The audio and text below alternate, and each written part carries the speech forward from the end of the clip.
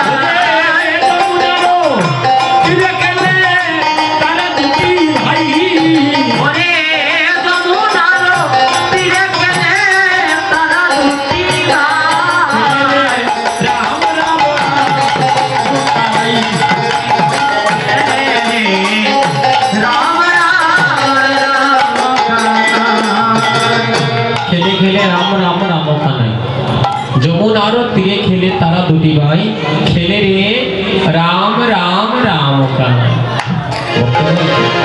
দুই ভাই খেলা করছে সকাগররা বলছে ও দাদা বলাই বলাই দাদা আর আমাদের কানাই ভাইয়া তোমরা প্রত্যেকদিন এক দলে থাকো আমরা হারি আজকে জানো কি করবে আজকে তোমরা দুই ভাই দুই দলে থাকবা দেখবো কে জিতে আর কে হারে লাগাই দিয়েছে মারামারি এবার ভাইয়ে ভাইয়ে লাগাই দিলে বেজা হ্যাঁ দুই ভাই দুইটিকে দাঁড় করালো রাম কানু দুটি ভাই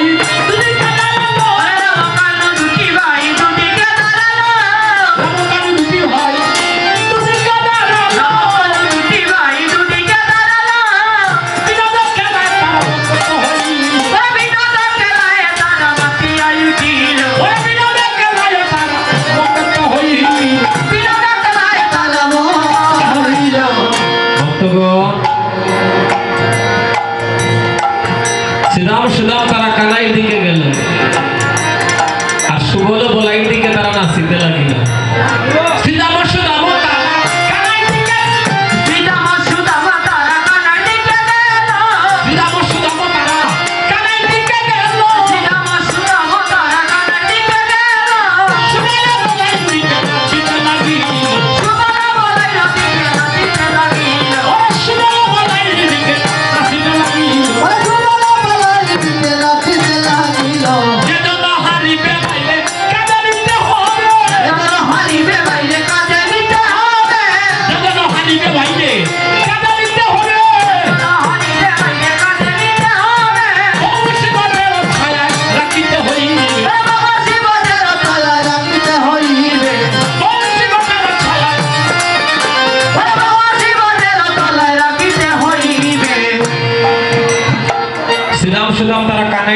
সুবল প্রত্যেকদিন খেলে কানুর দিকে আজকে আগেই চলে গিয়েছে দাদা বলরামের দিকে কারণ দুই ভাইয়ে খেলা তো ছোট ভাই কখনো হার মানে বড় ভাই কখনো হারে না ছোট ভাই হারে সুবল বুঝতে পেরে আগেই চলে গিয়েছে বলরামের পক্ষে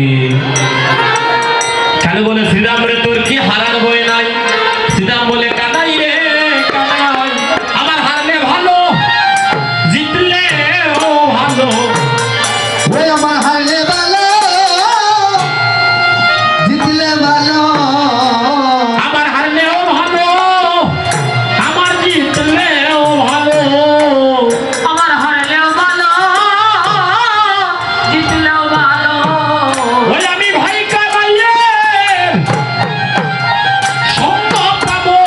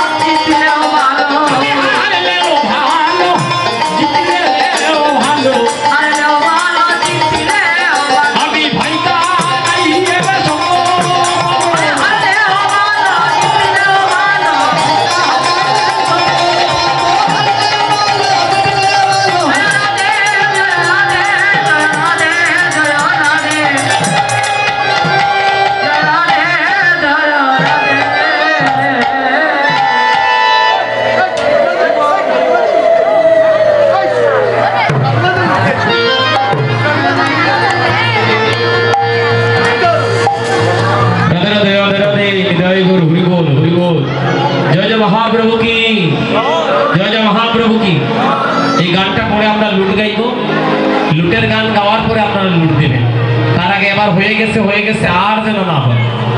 আর লুটের প্রসাদ যারা পাইছো হাতে রাখা তখন খাইও না। আর যারা যারা খাইছো হাত মুখ ধুইয়া উঠে যাও। হরিমহল রাধে। যাই হোক না জানিয়ে হয়ে গেছে তো আপাতত লাগতো না, আরেকদিন যেন না হয়। হ্যাঁ 5টার সময় গাইবো, এখনো গান বাকি আছে, শেষ করলাম না। আমরা লুটের গান যখন গাইবো এরপরে আপনারা লুট দিবা, আমরা প্রসাদ পাবো, তার আগে লুট দেওয়া যায় না, ঠিক আছে? যাই হোক সবাই বলেন একবার রাধে। দুই ভাই খেলা করতেছে, শ্রীরাম ধরেছে দাদা বলরামের হাতে, আর কানু ধরেছে শিবলের হাতে। হাতে হাত ধরে যখন আছে, হাতে হাত যখন ধরে আছে অন্তর্যামী ভগবান, অন্তর্যামী ভগবানের কাছে দাদা বলরাম প্রার্থনা রাখছে, হে গোবিন্দ, গোবিন্দ আজ যদি খেলা করে হেরে যায়,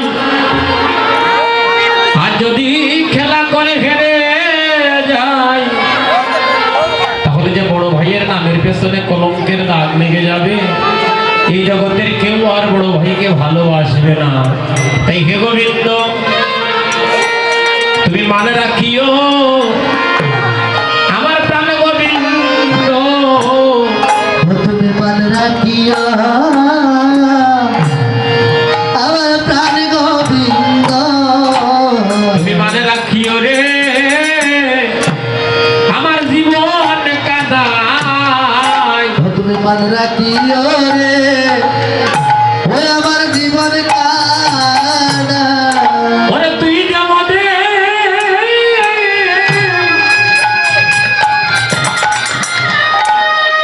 ওরে তুই যেমন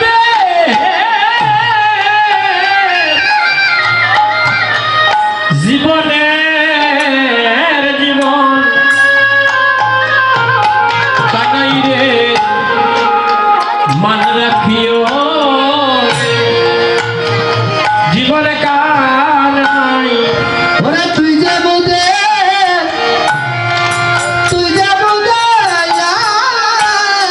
জীবনের জীবন মান রাখিও রে আমার প্রাণের কানা।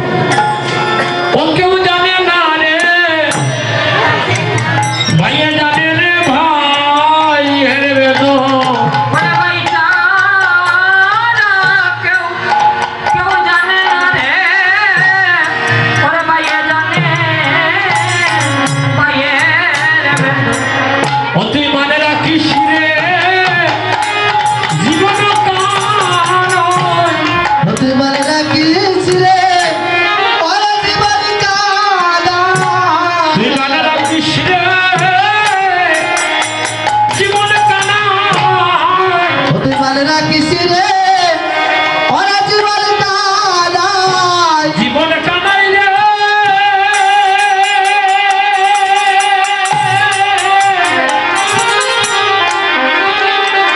তুই যে বলে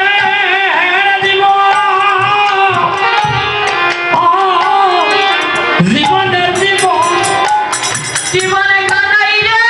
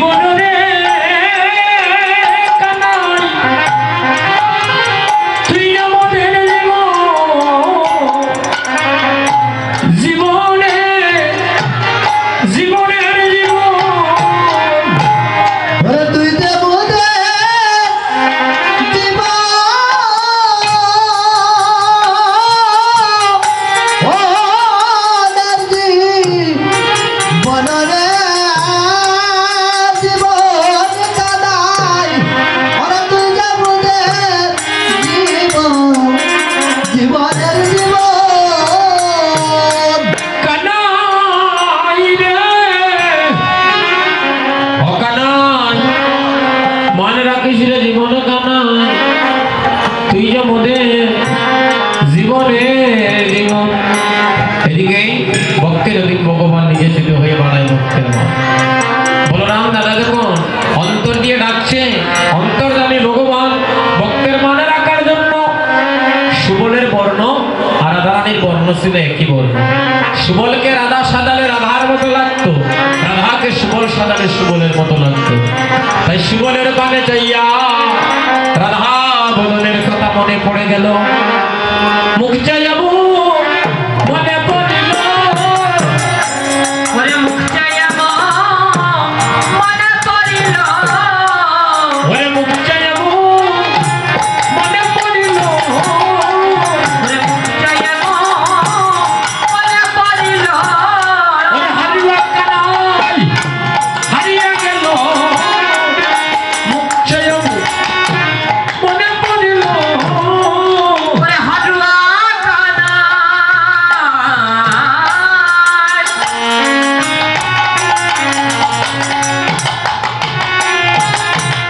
ওরে হারিয়া গেল মুখ চাইয়াবো মনে পড়িল, মুখ চাইয়াবো মনে পড়িল, চাইয়াবো মনে পড়িল, চাইয়াবো মনে পড়িল। চাইয়াবো মনে পড়িল, ওরে হারুয়া কানাই হারিয়া গেল মুখ চাইয়াবো মনে পড়িল, হারুয়া কানাই হারিয়া গেল, ওরে মুখ চাইয়াবো মনে পড়িল। ভক্তগণ, আমাদের কাছে আমার একটা আমন্ত্রণ আছে। আমার নিজের একটা কীর্তন, আপনারা সাধুজন ভক্তগণ যারা আছেন, আসছে আগামী পৌষ মাসের 15, 16, 17 তারিখ আমার মাসির বাড়ি, যেখানে লক্ষ্মীনারায়ণ মন্দির আছে। ভক্তরা বলে জাগ্রত মন্দির, ভগবান তো সব জায়গাতেই জাগ্রত। তো এই বাড়িতে 32তম বৎসর, মানে 32 বছর যাবৎ কীর্তন হচ্ছে। কীর্তন শ্রী নারায়ণ মন্দির, শ্রী শ্রী নকুল দাস মহাশয়ের নিজ বাড়ি দুয়ালিয়া দক্ষিণপাড়া দুয়ারা বাজার সোনামুড়া। শনি রবি সোমবার 31 ডিসেম্বর হইতে 2 জানুয়ারি পর্যন্ত কীর্তন। আপনারা কৃপা করে শ্রবণ দিকে দিয়ে আমাদের এই ভাগ্যবান ভক্তের এই ভিক্ষার কীর্তনটাকে আপনারা একটু পূর্ণ করবেন। কীর্তন পরিবেশন করবেন আমার কীর্তন জগতের গুরু শ্রীযুক্ত সুশেন বৈদ্য, আমার গুরু ভাই বিনন্দ, আমার গুরু ভাই শ্রীযুক্ত সুমন বৈদ্য, শ্রীযুক্ত বিপ্লব দাস ও শ্রীযুক্ত আপনাদের কৃপায় আমিও আসছি। কৃপা করে আমাদেরকে একটু শ্রবণ দিয়ে দিবেন। আর যদি সম্ভব হয় আমাদের বিকারীদের কীর্তনে আমাদেরকে 1 টাকা করে আমাদের কীর্তনটা পূর্ণ করার জন্য আমাদেরকে যদি একটু ভিক্ষা দান করা যায়, আমাদের দলের একজন যাবে আপনাদের কাছে, আমরা গানটা করবো। আর যদি সম্ভব হয় আমাদের বেশি নয়, আপনাদের কাছে 1 টাকা করে আমরা ভিক্ষা দিচ্ছি, কারণ ভিক্ষা না করলে কীর্তন পূর্ণ হয় না। তো আপনারা কৃপা করে আমাদেরকে একটু ভিক্ষা দান করবে। জয় তাই জয় মহাপ্রভু। এই প্রোগ্রামগুলো দাও, কারণ গানটা রাধে এদিকে সুবল আমার যখন হেরে গিয়েছে শ্রীরাম, এদিকে দাও, এদিকে প্রোগ্রাম বলে দাও দাদাদের কাছে, এদিকে দাও ভক্তগণ। যখন কৃষ্ণ হেরে গিয়েছে শ্রীরামের কাঁধে উঠেছে দাদা বলরাম। আমার মতো হেল্লা ছিল শ্রীরাম, আর বলরাম ছিল ইয়ার মস্ত আকৃতি। ও মায়েরা, যার নেওয়ার ক্ষমতা আছে 10 কেজি, তার উপরে যদি উঠে যায় 10 সে নিতে পারবেনি। তো ভক্তগণ, এদিকে শ্রীরাম অন্তর্যামী ভগবানকে স্মরণ করো। অন্তর্যামী ভগবান দাদা বলরামের ওজন করে দিলেন তুলা সম পরিমাণ। 3 বস্তা তুলা নিতে কারো কষ্ট হইল। এদিকে কি করছে? তমাল বল, বান্ডিল বন, নিজবন, নিকুঞ্জ বন, সব বন ঘুরে এনে কৃষ্ণতলায় রাখা হলো। আর যখন এই কৃষ্ণতলায় রাখা হলো, এবার কালুর কাঁধে উঠেছে সুবল। সুবল করিয়া কাঁধে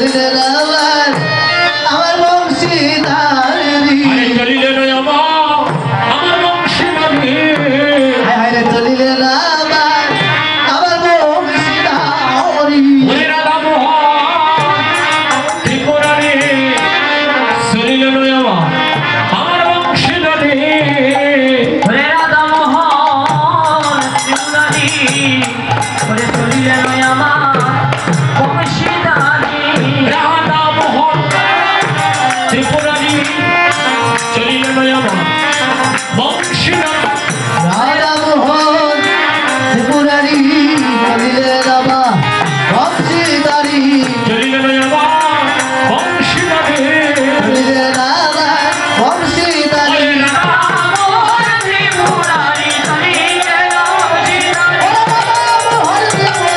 চলিলে বংশীধারী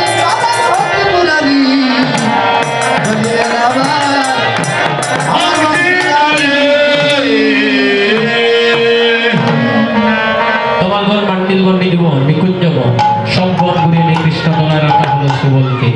এবার গোবিন্দ বলে সুবলে চল চল রাধা কুণ্ড তীরে যাই, ওখানে আসিবে মোর প্রেমময়ী রায়। সুবল বলে কানাই তুই যদি যাস তোর সঙ্গে দাদা বলরামও যাবে। কেন বলে সুবল রে দাদা গেলে রাধা